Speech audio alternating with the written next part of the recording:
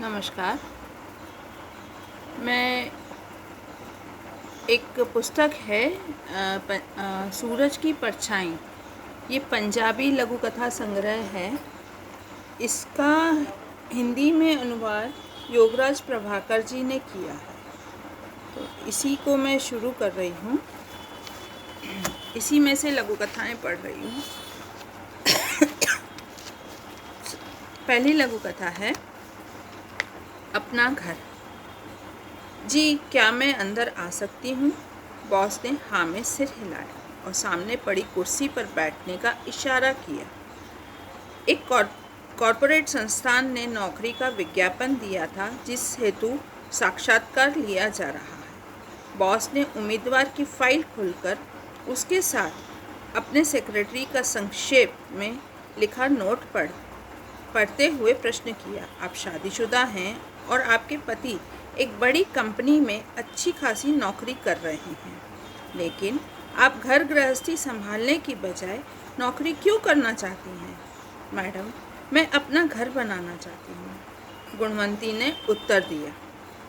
क्या कहा? अपना घर? आपको अपने घर की क्या ज़रूरत है? क्या पति का घर आपका अपना नहीं है? जी मैडम, वह मेरे पति का घर है।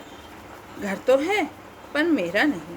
जब कभी घर में कोई ऊंच नीच हो जाती है तो पति कहते हैं कि निकल जाओ मेरे घर से।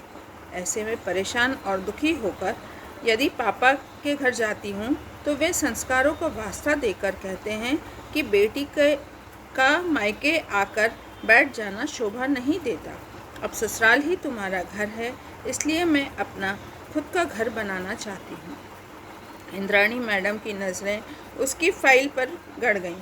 विवाह से पहले वह स्वयं भी तो गुणवंती जैसी ही थी, लेकिन उसने शादी के बाद पति को केवल अपने वश में ही नहीं किया, बल्कि इस संस्थान में पति के अधिकांश शेयर भी अपने नाम करवा लिए थे और आज वह बॉस बनकर इस कुर्सी पर विराजमान थी। उसके पति वाला घर भी अब उसके नाम पर है। जी वो गुणवंती जी, अब आप जा सकती हैं, आपको फ़ोन द्वारा सूचित कर दिया जाएगा।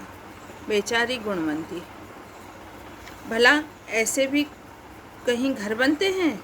बॉस ने मन ही मन कहा और अगले उम्मीदवार को बुलाने के लिए घंटी बजा दी। दूसरी लघु कथा है अरदास। सत श्री अकाल। गुरुद्वारे में प्रवेश करते ही गुरमुख सिंह ने एक सरदार जी का अभिनंदन करते हुए कहा, सत श्री अकाल। सरदार जी ने हाथ जोड़कर विनम्रतापूर्वक उत्तर दिया, मुझे ग्रंथी जी से मिलना है। आप आदेश करें। मैं ही ग्रंथी हूँ। जी, ये मेरी धर्मपत्नी है और ये मेरा बेटा और बहुरानी है। जी, हमारी पुत्र वधू गर्भवती हैं। हम चाहते हैं कि आप वाहे गुरु के समक्ष पुत्र रत्न प्राप्ति की अरदास करें। भाई साहब, बेटा हो या बेटी, यह तो ऊपर वाले की देन है। यह मांगी नहीं जाती, बल्कि परमात्मा स्वयं ही झोली में डालता है।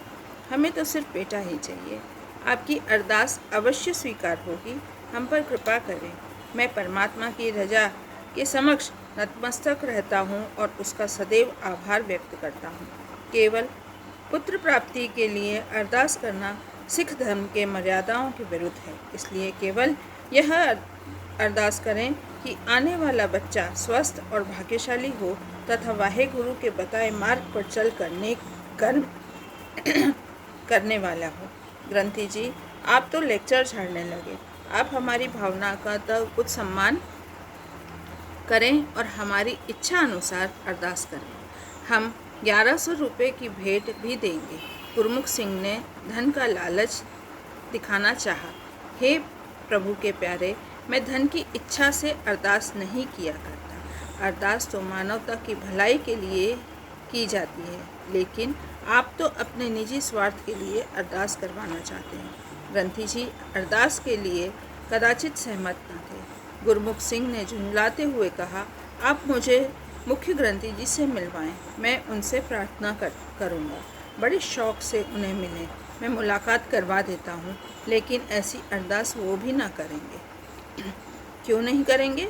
धार्मिक मर्यादाओं के विपरीत की गई ऐसी कोई भी अरदास वाहेगुरु स्वीकार नहीं करते, क्योंकि यदि ऐसा होता तो मेरे और मुख्य ग्रंथी के यहाँ 3-3 बेटियाँ पैदा न होती।